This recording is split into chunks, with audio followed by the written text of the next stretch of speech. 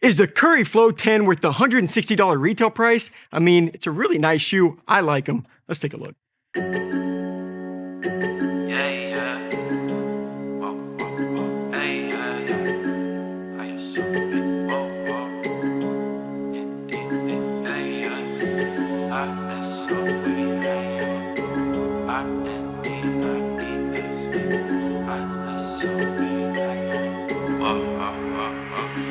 It go short days, long nights. We be gone to the morning. Yeah, they love it. All eyes on me when I put it on.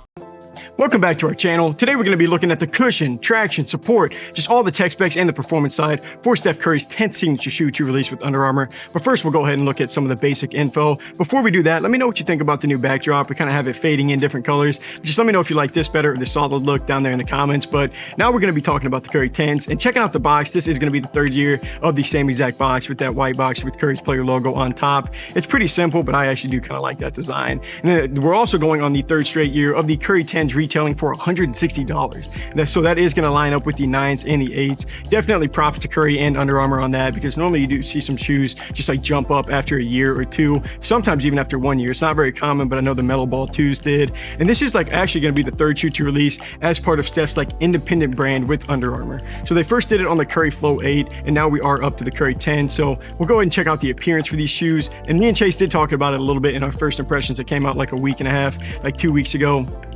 The Curry 9s have a really similar look to the Curry 10s, and I don't mind that. Like I think Steph's shoes look really clean. I also realize that not everyone really feels that way, but looking at the Curry 10s from the side, these do have the same wavy pattern on the midsole from last year, but they did take away the arrows, or just like that shark tooth design that was there. And the Curry logo on the upper is still going to be there, positioned in the back near the heel. And honestly, I think Steph has one of the cooler player logos too. Like they switched it up a few years back whenever they made that branch to his new releases, like how they do his stuff. And it still is going to have his initials mixed in there, but it's also supposed to look like you're flashing the 3-point sign. A very fitting logo for the greatest shooter to ever pick up a ball. But the tongue is actually a spot where they did switch some things up. Last year, that patch kind of spelled out Curry, and that ran across the the center part of it. And honestly, I liked it. It definitely had a unique look, and the tongue was a little bit big to some people, and it has a pull tab, so it's going to be a little bit more unique than you would find. But the Curry 10 is honestly going to have that same exact pull tab setup, but they did switch and put his player logo on the tongue instead of just like having the Curry branding run up it.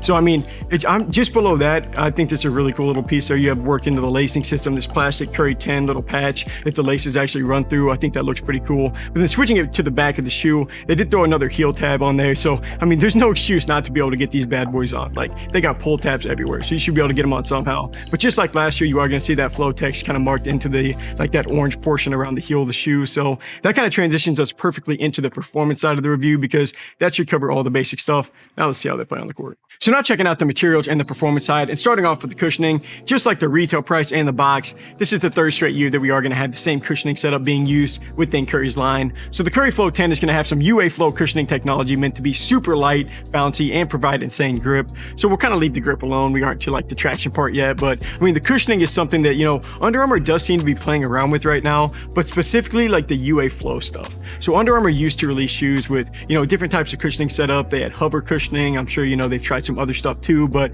I just kind of bring that up because almost every shoe that I've played in from Under Armour that is using this UA Flow, they've all kind of like played and just like had a different feel on the court. Like the UA Flow felt really nice and padded in the Curry 8s. They turned around and used it again on the Curry 9s, and they just came back a decent amount more stiff. And then on the Flow Tech, they used that same exact Flow Tech again on the Curry 10. And to me, it kind of falls in between. Like they're not going to be as padded as the 8s. I would say they aren't quite as stiff as the 9s. And they used UA Flow in like that Future X Model 2, those ones that they've been releasing. And those are also leaning towards like the more responsive feel too than like just being soft. So I guess the evidence is kind of like pointing towards, this just not being a super deep cushioning feel. It's still not bad. And, even using these outdoors, the impact protection was still pretty nice. I think the sock liner is more plush in the Curry 10s too, which is going to help just to the overall comfort. And then using our durometer to check out the midsole, these were reading at a 34, and that does make them a little bit softer than like most basketball shoes. And that is going to check out. Like the foam is like super squishy. It's easy to compress. So overall, the Curry Flow 10 gives you everything you need for cushioning, I would say. They just don't go above and beyond. So now looking at the materials and the support, this is another section where we see a lot of the same things going on. And I kind of mentioned it earlier how the Curry Flow 8 is like where that new line took over for Steph. In the first year, you know, like I said, the cushioning was super nice. The best that it's been so far. The upper was the downfall on that shoe though. Like it was pretty thin. I think it did kind of force Under Armour to try out a new system, which is that UA warp upper that was used on the 9s. And that felt a ton better. So I wasn't surprised to see them take that same setup and put them on these. So like basically that UA warp upper technology is there to provide enhanced comfort and control throughout your dynamic basketball movements. So I mean the 8s you could just tell in hand. The upper was a little bit too flimsy. They definitely fixed it on the 9s. Those things were like layered, and I mean just that weave material, there's no give to the upper at all. And it feels like they, you know, maybe dialed it back a little bit on the Curry 10s, but it's like right about at the perfect amount because it still feels super good. And weave is just so strong. I mean you really don't have to layer it quite as much as they did on the Curry 9s, which does allow you to take a little bit or put a little bit with less weight into this shoe. And they aren't going to be quite as light as last year. I mean, still a crazy light model though, with the size 10.5 only weighing 382 grams. Steph's last 3 shoes have felt like playing with virtually nothing on your foot because of how light they are. And shoes this light normally need some extra help whenever it comes to the support, and luckily these did get it. Plus, you know, I did notice that the last 2 models, like these shoes have been feeling really molded to your foot. Once you slide them on and your foot's like all the way on or all the way in, as long as you have the right size, it feels like they just like click in and just lock into the shoe. So that's something that I've really loved. And then you also are going to have that like half booty coming up from like the side of the shoe to give you some added lockdown. The heel counter is really nice on these. Your foot isn't like sliding around and trying to slip out of the shoe. And lighter shoes, I mean, with good support, those are really the boxes that you're trying to check in this section, and check. Wrapping it up with the traction, looking at the pattern first, you can see it's a little bit random. Well, I guess it's a lot random. This is going to be what Under Armour calls a durable UA Flow outsole that is there to provide a better court feel so you can stop, start, and cut faster than ever before. So here we are in the final category, still talking about the exact same stuff being used from the 9s. It hasn't been all bad though. Like the cushioning played a little bit better and the support and the materials were still super nice on the Curry 10.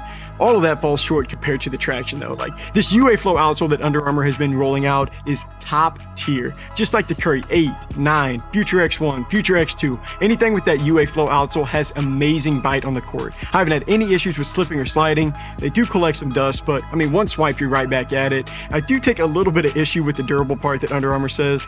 I guess it just kind of depends. Like my Curry 9, like indoors, my Curry 9s are still going super strong. Outdoors, look, this is Flow Foam. Foam is pretty soft. That's kind of what a durometer showed us during that cushioning section. That this is just a shoe that, I mean, it's not going to hold up great on harder surfaces after, like with repeated use. The traction pattern, it will break down very quickly, so I try to keep these indoors if that's an option. But to finish off with sizing, if you play in the Curry 9s, I'd expect about the same fit on these Curry 10s. They're pretty narrow, not a ton of room left over in the toes, so if you like extra room to play in, I'd maybe test out going a half size up. But overall, the Curry 10 is a slightly better version of the Curry 9, in my opinion. It can only get so much better or worse when you pretty much copy the same tech specs and nearly the same look. Like, I'm sure more change is going to be coming next year, but I mean, over the last few years, Curry's line has been delivering over and over again on traction and giving you a lighter shoe to hoop in. Support is really good for this year's model. The cushioning got a little bit better on top of that. So is the Curry Flow 10 worth $160 retail price? That's right about the price point where I'd line these up at, so go for it. I would. Thank you guys for taking some time to watch. Feel free to throw us a follow or a sub if you like this video. And if you're interested in buying the Curry Flow 10 and you want to support our channel, just click the link here on screen, or we have links down below or in our bio, so feel free to check that out. But until next review, I'm Landon from Shoewear. Peace.